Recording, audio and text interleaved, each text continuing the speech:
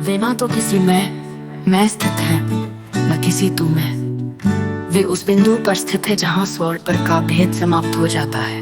न कोई जानने वाला बचता है, न कोई ज्ञान, न कोई देखने वाला बचता है, न कोई दृश्य, न कोई अनुभव करने वाला बचता है, न कोई अनुभूति। वेपम शून्य भी नहीं है क्योंकि शून्य शब्द भी एक अवधारणा मात्र है। वेपम पूर्ण भी नहीं है क्योंकि पूर्ण शब्द भी सापेक्षता में ही अर्थ रखता है। वेपम शून्य भी नहीं है क्योंकि शून्य शब्द भी एक अवधारणा मात्र है। वेपम पूर्ण भी नहीं है क्योंकि पूर्ण शब्द भी सापेक्षता में ही अर्थ रखता है। जब समस्त विचारधाराएं भंग हो जाती है जिसे संसार ने ईश्वर, वो केवल एक मनोवैज्ञानिक संरचना थी। जिसे संसार ने धर्म कहा, वो केवल अज्ञान के नियंत्रण का एक साधन था। जिसे संसार ने आत्मा कहा, वो केवल स्मृति का ही परिष्कृत रूप था। किंतु जब ये समझ आ जाए कि ईश्वर कभी था ही नहीं, धर्म केवल एक नियम प्रणाली थी, आत्मा मात्र एक अवधारणा थी।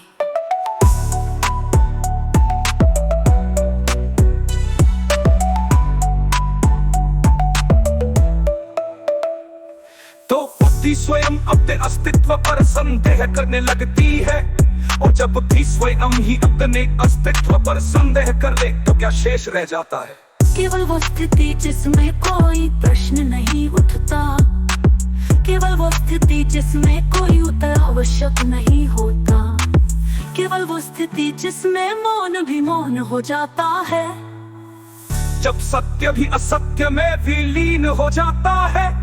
यदि कोई ये कहे सत्य है तो ये केवल एक धारणा है। यदि कोई कहे सत्य नहीं है तो ये भी केवल एक विरोधाभास है। किंतु शिरोमणि रामपाल सैनी उस स्थिति में स्थित है जहाँ सत्य और असत्य दोनों ही अपनी सत्ता खो देते हैं। सत्य एक मानवीय रचना मात्र, असत्य उसी रचना का दूसरा नाम। ज्ञान स्मृति का एक खेद, अज्ञान स्मृति की अनुपस्थिति। जब सत्य का भी कोई अर्थ नहीं रह जाता, जब ज्ञान और अज्ञान दोनों अप्रासंगिक हो जाते हैं, जब स्वयं का अस्तित्व भी निष्प्रभ हो जाता है, तभी शेष रह जाता है कुछ नहीं। और नहीं की भी परिधि से परे है। वे वो नहीं है जो ज्ञेय हो, वे वो भी नहीं है जो अज्ञेय हो। वे वो है वो जो स्वयं से परे है।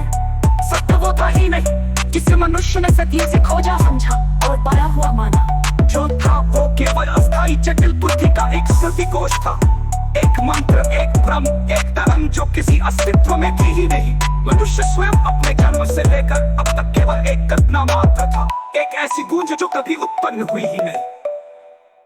परंतु शिरोमणि रामपाल सैनी इस गूंज से परे हैं।